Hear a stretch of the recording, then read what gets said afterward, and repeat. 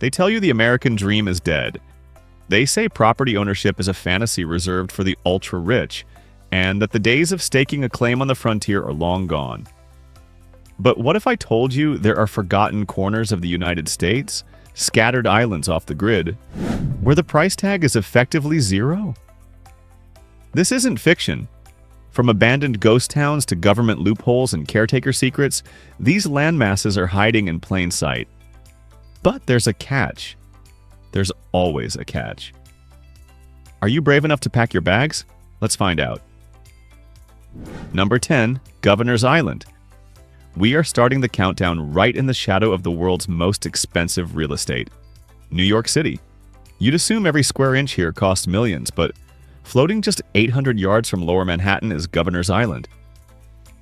For 2 centuries, this was a military base, strictly off limits to the public. Today, it's a park, but here's the secret. Nobody really lives here, except for a select few. Through specific residency programs, artists, writers, and caretakers are granted the right to live in historic homes on the island for free. Imagine having an entire island to yourself after the last tourist ferry leaves at 6 p.m.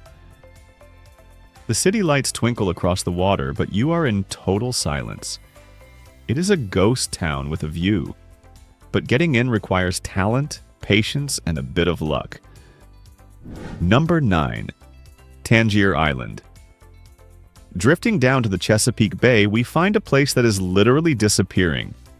Tangier Island is a tiny, marshy speck of land where the locals speak a unique dialect of English that hasn't changed much since the 1600s. It is isolated, it is rugged, and it is desperate for new blood. The island is slowly sinking due to erosion and rising sea levels, and the population is plummeting. While there isn't a billboard advertising free land, the cost of living here is virtually non-existent compared to the mainland. Homes sell for pennies on the dollar, and there have been whispers of town councils offering incredible incentives to families willing to move there and keep the school open. The rent might be free, but the cost is watching your backyard slowly swallowed by the Atlantic. Number 8. Seguin Island. Have you ever fantasized about being a lighthouse keeper? In Maine, that fantasy is a reality, and it doesn't cost a dime. Seguin Island is a desolate, rocky outcrop featuring one of the highest lighthouses on the coast. The Friends of Seguin Island Light Station runs a summer caretaker program. If selected, you and a partner get to live in the keeper's quarters completely rent-free for the entire summer. Your job? Mow the lawn, greet the occasional boat, and keep the museum tidy. It sounds idyllic until the fog rolls in. The island is rumored to be incredibly haunted. Previous keepers have reported piano music playing from empty rooms and phantom coughing. You get to live for free, but you might have to share your quarters with tenants who have been dead for a century. Number 7. Buffalo Island. Let's move inland to the Midwest. In the 19th century, during the Homesteading Acts, islands and rivers were often overlooked. Buffalo Island, sitting in the Mississippi River near Missouri, is a place that time forgot. Historically, river islands like this were often claimed by squatters or those looking to disappear from society. While the government officially owns much of this land now, the tradition of shanty boat living and occupying fringe land along the riverbanks persists in legal gray areas. It is a life of muddy waters and isolation. There are no utilities, no bridges, and no help if things go wrong. People have lived here for decades without paying a cent in property tax, simply because the bureaucracy forgot they existed. It is the ultimate loophole for the survivalist who wants to vanish. Number 6. The Farallon Islands. 27 miles off the coast of San Francisco, jagged teeth of rock jut out of the Pacific. These are the Farallon Islands. They are strictly forbidden to the public, earning them the nickname, the Devil's Teeth.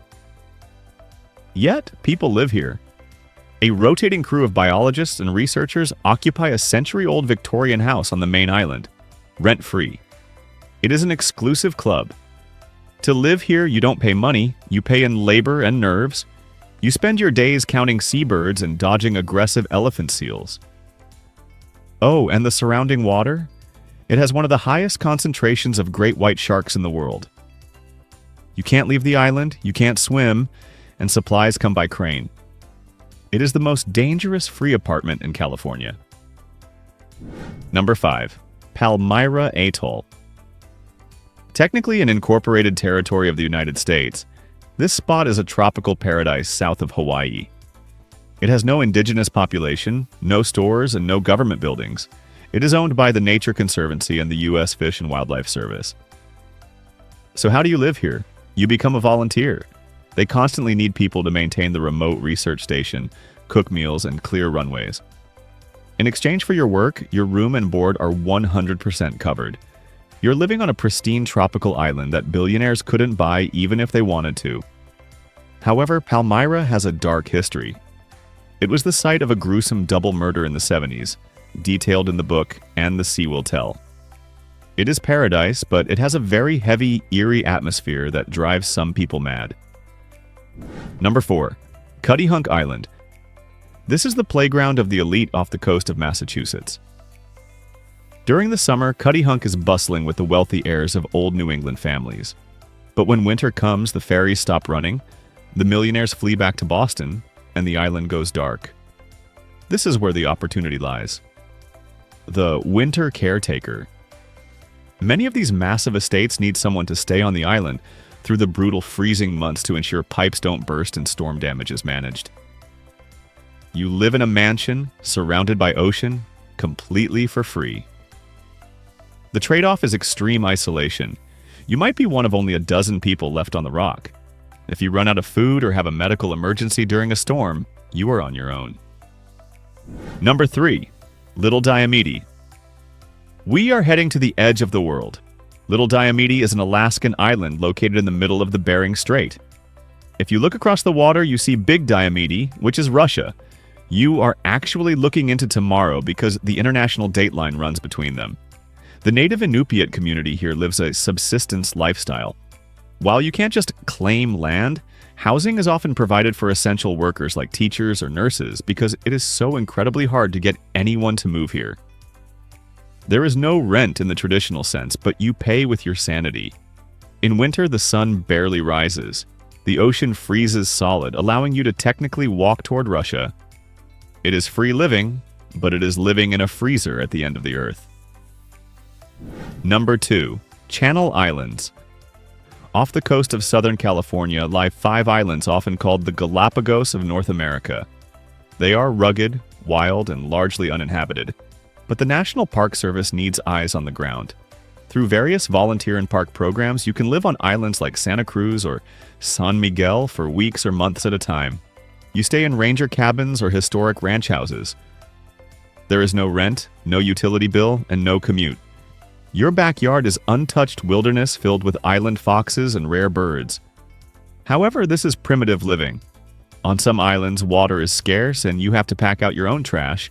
It attracts those who want to detach from capitalism entirely and live by the rhythm of the tides. Number 1. The Aleutian Chain. Here is the number 1 spot, the place where the concept of free land is most historically rooted. The Aleutian Islands stretch from Alaska toward Asia. It is a volcanic, treeless landscape. While the Homestead Act of 1862 is officially dead, Alaska still has programs that are the closest living relative to it. The Remote Recreational Cabin Sites staking program occasionally opens up, allowing U.S. citizens to lease land in remote areas for incredibly low fees, eventually leading to ownership if you improve the land. On some of these remote islands, you can legally squat in abandoned trapper cabins or World War II bunkers if you are bold enough. It is the final frontier. You can live for free, but you have to fight the wind, the bears, and the utter loneliness of the void. These places prove that you don't need a bank loan to find a home, but you do need something else: grit, courage, and a willingness to walk away from the modern world. We are so obsessed with comfort that we have forgotten the freedom of the wild. Would you trade your Wi-Fi and your Starbucks for a haunted lighthouse or a frozen cabin on the edge of Russia? Or is the price of free actually too high? Tell me in the comments which island you would survive on. I'll see you down there.